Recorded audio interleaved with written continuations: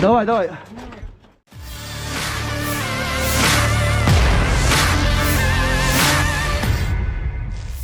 Inilah rekaman pertempuran sengit antara pasukan Rusia versus Ukraina yang masih berlangsung di Bahmut. Rekamannya ramai beredar di Telegram pada Minggu 26 Februari 2023. Dalam keterangan unggahan disebutkan saat terlibat kontak tembak, satu militan angkatan bersenjata Ukraina tertembak dan mengalami luka serius. Ia terekam tersungkur dan segera dievakuasi rekannya.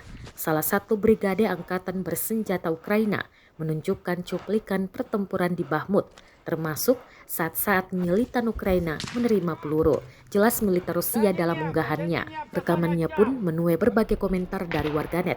Pertempuran selama berbulan-bulan untuk Bahmut yang kini hanya ditinggali sekitar 5.000 dari 70.000 penduduk sebelumnya telah menyaksikan beberapa kontak senjata paling berdarah dalam invasi Rusia yang telah berlangsung selama setahun.